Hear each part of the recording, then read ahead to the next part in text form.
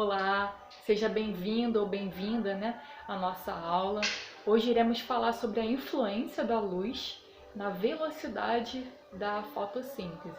Nós já estudamos um pouquinho, sobre fermentação, sobre respiração, vimos também um pouco de fotossíntese e só para recapitular, a fotossíntese é um processo natural que os organismos, fotossintetizantes ou autotróficos realizam, como as algas, fitoplânctons, as plantas terrestres, e esses organismos têm a capacidade de captar, de converter a matéria inorgânica em orgânica, e aí devolvem para o meio ambiente energia na forma de glicose e também liberam oxigênio.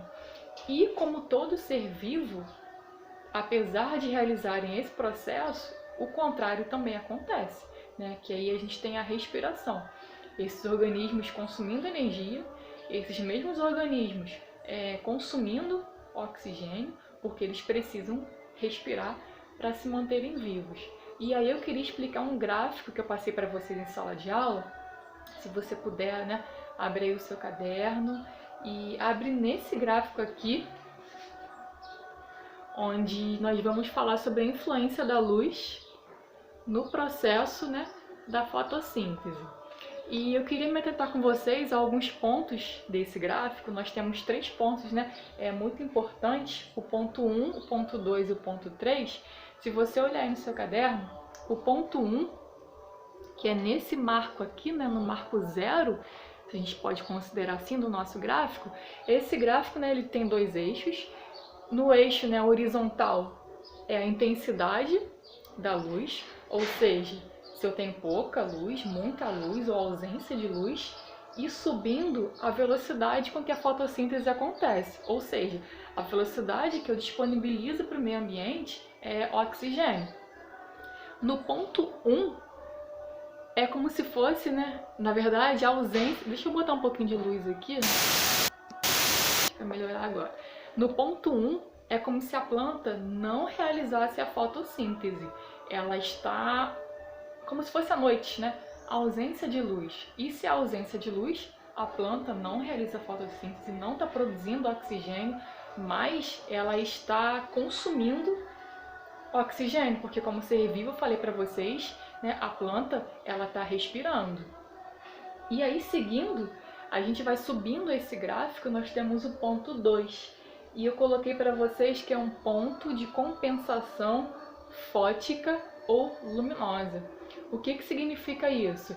Com o passar do tempo, com a presença de luz, a planta começa a produzir a fotossíntese. Mas essa linha preta significa o quê? Que a taxa de energia, que a taxa de oxigênio que ela produz está sendo a mesma que ela está consumindo. Então aí a gente acaba igualando, a velocidade da fotossíntese com a respiração. É como se fosse um saldo nulo. A mesma quantidade de oxigênio que ela produz na fotossíntese, ela também consome por ser um ser vivo. Mas com o passar do tempo, ela supera esse ponto de compensação. E aí a gente tem aquele up, um saldo positivo. O que ela produz é maior do que ela consome, que seria o ponto, essa barrinha vermelha, na verdade, que seria a fotossíntese, tá? Então aí a gente tem um saldo positivo em relação ao que a planta ou que o outro produtor está produzindo, em relação ao oxigênio.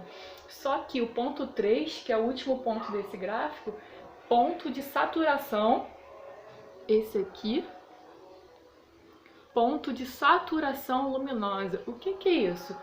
Como ser vivo, a planta realiza a fotossíntese ou outro organismo, enfim, só que ela chega no ponto máximo, onde ali ela estabiliza a quantidade de oxigênio que ela vai produzir e vai jogar para o meio ambiente, Pensa na gente, De repente você está fazendo uma atividade física, está nadando, está correndo, você não tem o seu limite?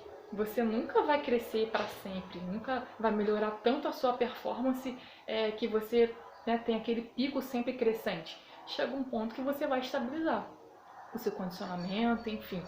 E as plantas também são assim, chegando a um determinado ponto onde ela alcança o seu limite de produção da fotossíntese, principalmente influenciada aqui pela luz.